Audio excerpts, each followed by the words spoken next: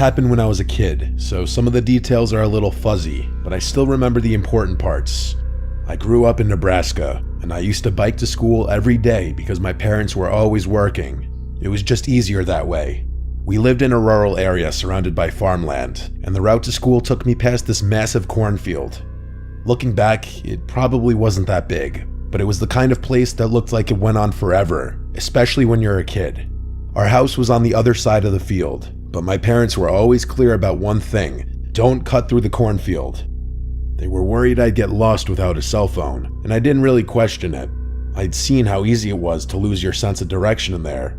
So every day, I'd stay on the main road and bike all the way around it. I didn't have many friends that lived near my house, so I'd always bike alone.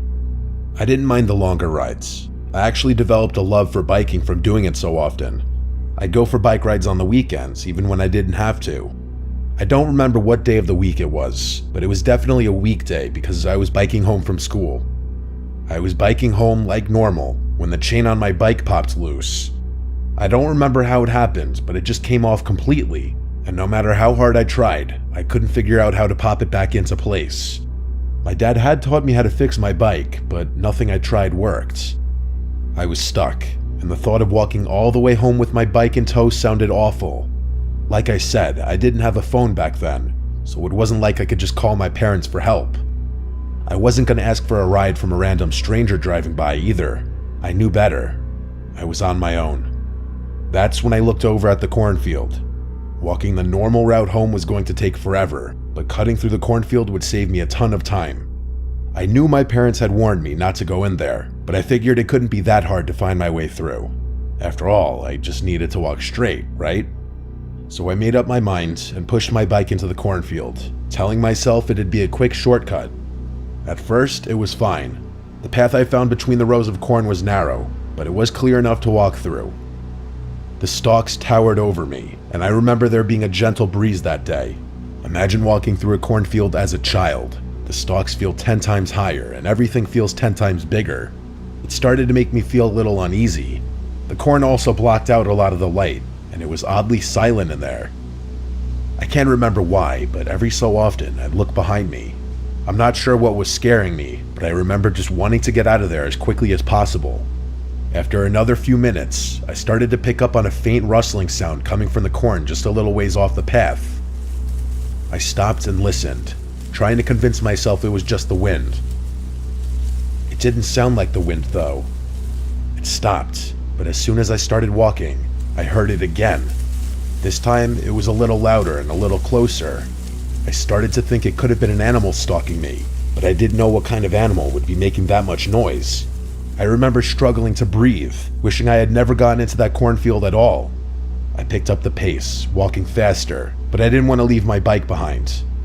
I kept telling myself I was being paranoid, but every few minutes, the rustling came back. Like whatever it was keeping pace with me. Eventually, the rustling stopped, and I felt a wave of relief. Maybe 10 or so minutes passed without any strange sounds. At the next juncture, I decided to switch rows just to be safe. I turned a corner, and standing right there in the middle of the path was a man. He was just standing there, arms at his sides, staring at me. He didn't look like a farmer or anyone who belonged out there. His clothes were dirty and torn, and he had what looked like long scratches on both arms. I don't know how else to describe them. They were just long marks that looked etched into his arm. I froze, not knowing what to do. But then he spoke.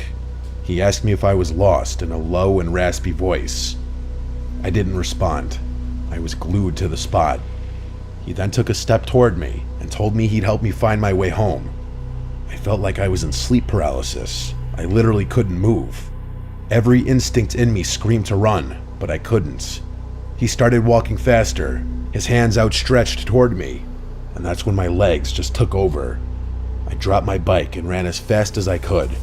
He started chasing me and shouted that he just wanted to help me. I did not stop running. I could hear him crashing through the corn behind me, yelling for me to stop every so often. I ducked into one of the corn stalks and crouched down in a ball with my eyes closed. I tried to make myself as small as possible. I truthfully thought I was gonna die. He was holding something that looked like a rope in his hand. As he passed, he muttered to himself, I'll find him. I'll never forget those words for as long as I live. I stayed hidden for what felt like hours.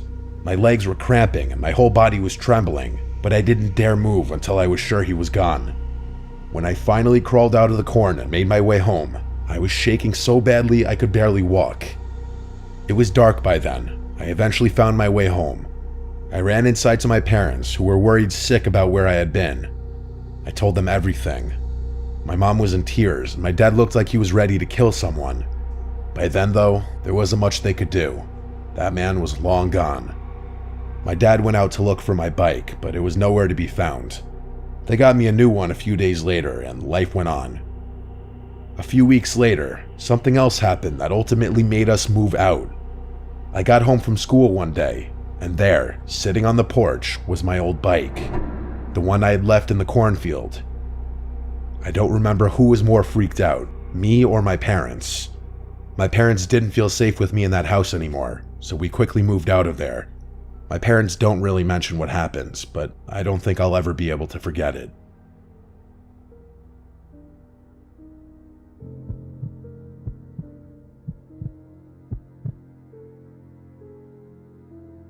I was 28. I had been trying to chase my dreams of being an author by writing for a popular newspaper, but things didn't work out. I had just returned home to help my aging parents on the family farm. It wasn't exactly what I had planned for myself after leaving home years ago, but they were getting older, and managing the place on their own was becoming more of a burden.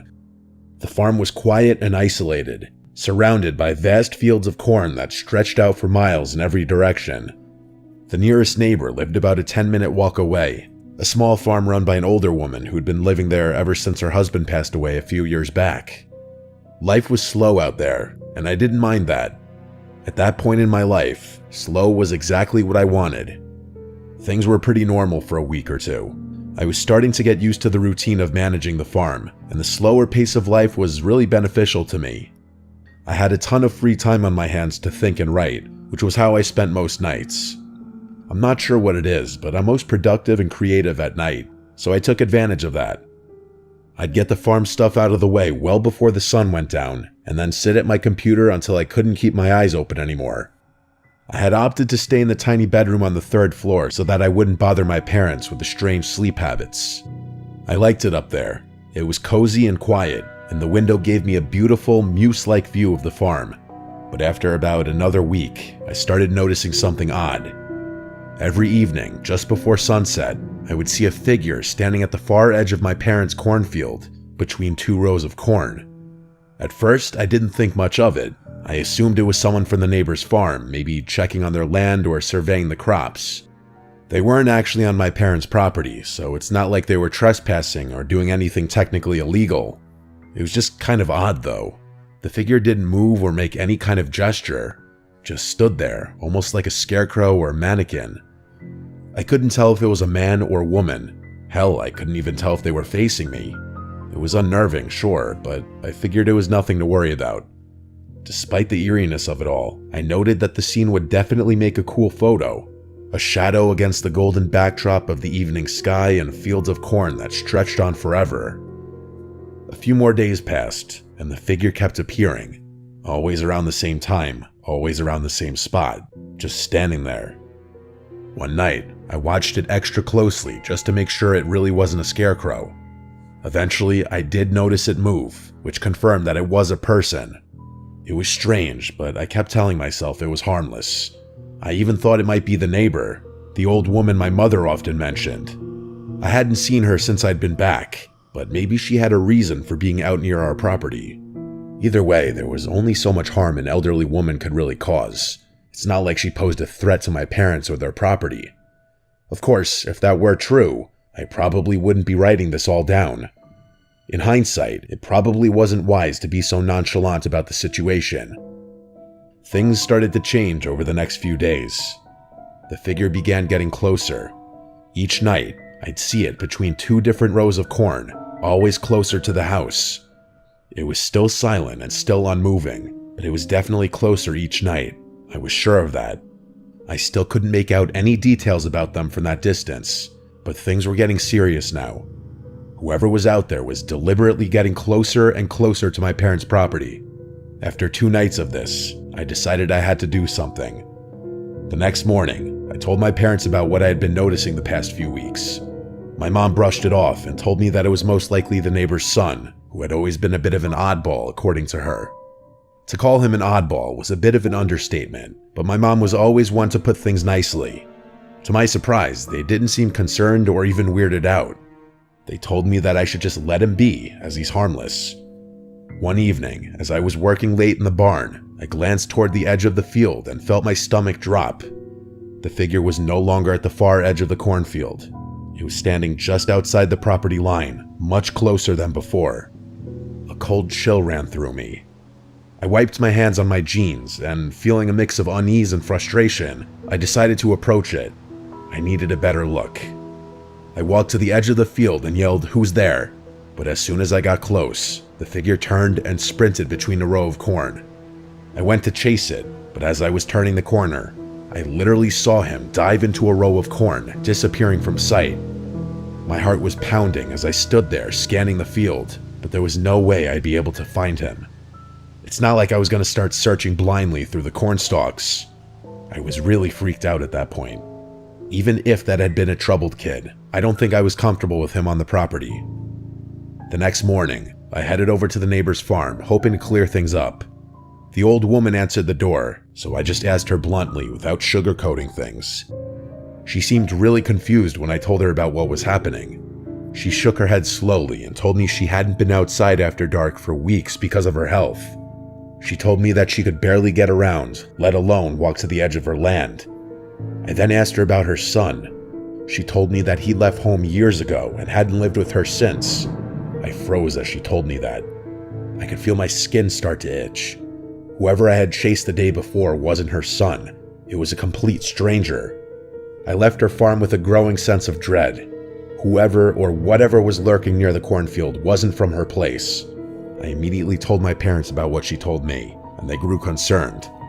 My mom suggested calling the police, but my dad insisted that would be a waste of time since they hadn't actually done anything illegal. My dad instructed me to stay awake and wake him up should that person come back, which I agreed to. For the next few days, nothing happened. Like, the figure wasn't there anymore, which was a relief. Maybe they had noticed me confronting my neighbor, or maybe they had simply decided not to return after being chased. Either way, I was relieved. Later that week, I was out in the barn finishing up some chores when everything went dark. When I say dark, I mean it. The entire farm was suddenly plunged into darkness, and the power cut out without warning. All the lights inside and outside the house flickered off. I never carried my phone on me in the barn, so I was truly blind. My heart started racing. I had a feeling I knew what had caused the outage. I fumbled in the dark for the flashlight I knew was nearby somewhere. After finding it, I sprinted out of the barn and toward the house before stopping in my tracks. I wanted to run inside, but knew that would be the cowardly thing to do. I was about to run around the house to check the breaker main when I heard it. There was a faint rustling sound coming from the cornfield. The realization hit me. That person was on my property, within mere feet of me. I turned and swept the beam of flashlight across the field, trying to be as quiet as possible. For a moment, nothing happened, just the same rustling sounds. But then, out of the corner of my eye, I caught a glimpse of movement. I jumped and shakily pointed my light toward the source. There, just a few feet away from the barn, was a man. I could see that now. It was a man with a few patches of hair on an otherwise bald head. He was wearing overalls and staring directly at me with this menacing look. I glanced down at his hands. He was holding a rusty garden trowel. Fear took over me and I ran. To my horror, I heard him begin to chase after me. I sprinted into the cornfield, hoping to lose him in there. I turned to see him in full pursuit, running as fast as he could. I turned a corner, and before he could see, I full-on dove into a row of corn. I sat there with my heart racing, trying to cover the sound of my breathing. A few seconds passed before I saw that guy run past me. It was the most terrifying moment of my life. I wanted to make a dash for my phone and call the police, but I was too afraid. I sat there silently for a few minutes, contemplating the situation and my life. Eventually, I got out of my hiding spot and ran all the way back to the house, which was still cast in pitch black darkness. I called the police and woke my parents up. The police searched the property and found nothing. They did, however, find the source of the outage. Someone had dumped a bucket of water on our breaker main, which tripped the whole thing. The next day, I helped my parents install some added security measures, and even went as far as to tell the neighbor to be careful. I was only on the farm for another month, but nothing happened in that time frame. It killed me to leave my parents alone on the farm with some psycho lurking about, but I had to move on with my life. They hired a farmhand to deal with the chores, so I wasn't really needed anymore. This was by far the most bizarre and unsettling experience I've ever been through. It's something I still think about a lot.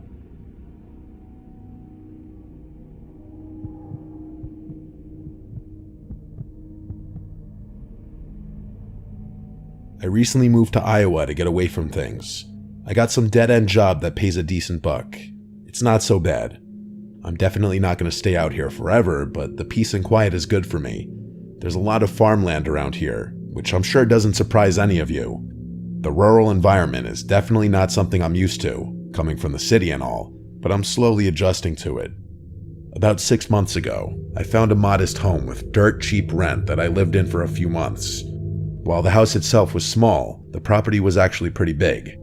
I had a lot of land in the backyard, more than I knew what to do with. I'm not sure if it was a farm or abandoned, but there was this massive cornfield that sat right next to my house. Like the field ended at a little wooden fence that sat a few feet from the physical structure. You could practically touch the outside of the house and the fence at the same time. That's how close they were. As you could probably guess, I didn't have any neighbors. Despite what you might think, I found the isolation really peaceful. Sometimes in the evening, I found myself staring into that field from the window, reflecting about my life as the stalks billowed gently in the wind. I probably would have stayed in the house for a longer period of time had it not been for what I'm about to tell you. It was a windy October night, one of those cold nights that makes you want to sit in the comfort of a warm bedroom and look out the window at the wind blowing things around. I actually like being outside when the weather's like this. I know I'm a little odd in that regard. There's just something about shoving my hands in my jacket pockets when it's cold that makes me feel good. I was smoking a cigarette on the house's back deck, surveying the yard one more time before going back inside. I was almost finished when I heard it. A scream. It wasn't the kind of distant animal cry you hear sometimes out in the country. No, this was different. It was sharp, high-pitched, and unmistakably human. It sounded like it could have been a child, maybe a young boy. The sound echoed from the cornfield just beyond the house. Without thinking, I ran inside, grabbed my hunting rifle, and went back out. I'm not sure what came over me, but there was no way I was going to ignore a child that was potentially in danger. As I was running toward the cornfield, the scream came again, louder this time. I stopped in my tracks, scanning the dark, but I couldn't see anyone. I called out to the kid, asking him to scream again so I could find him. Silence. Adrenaline was surging through me at that point. I jumped the fence, picked a random row of corn, and ran alongside it, using my phone's shitty flashlight to see. I kept yelling out, but that kid never yelled back. Eventually, I realized I was in over my head. I called the police and explained to them what I had heard before returning to my house, waiting for them to arrive. When the officers arrived, I insisted on helping them search the field. They let me help, which I was grateful for. We searched for at least half an hour, calling out to that kid the whole time. He never yelled back, though. There was nothing out there, no footprints, no signs of movement, not a single trace that anyone had been in that field. Eventually, we gave up. The officers told me to call again if I heard anything and left. I was frustrated, but what could I do? Part of me wondered if the whole thing had been a prank, which sort of made sense. I'm sure the kids out there struggled to occupy the hours. It just made me sick to think that someone would prank another person like that. As much as I tried to convince myself that it had all been a prank, I couldn't relax after that. Little did I know that the situation was about to go from a 1 to a 10. As I was upstairs getting ready for bed, something from outside the window caught my eye. It was the last thing anyone would ever want to see outside a bedroom window, a faint orange glow. I rushed to the window and I felt my stomach drop. Off in the distance, There were small flames rising from the cornfield, flickering wildly in the dark. I remember yelling "holy fuck" over and over. I knew I had to do something. The fire wasn't huge, but I knew it would spread fast with how windy it was out there. I sprinted down the stairs while calling 911, practically screaming into the phone. I grabbed the hose from the side of my house, turned it on, jumped the fence, and sprinted into the field. I prayed that it would be long enough to reach the fire. I was soaked by the time I reached the fire, but I didn't care. I knew the fire department would take forever to get there. I was the only hope. I sprayed the flames as best I could, doing everything I could to contain it. I was unbelievably lucky that it hadn't spread more quickly. I was able to put it out completely in just a few minutes. I leaned down to catch my breath, wondering why in the world this shit was happening to me. As I stood there, drenched in sweat and water, I caught movement from the corner of my eye. I turned and nearly died right on the spot. There was someone at the upstairs window of my house. They were in my bedroom. Without thinking, I dropped the hose that was still spraying water and sprinted toward the house. I threw open the door and burst into the kitchen, only to freeze in place.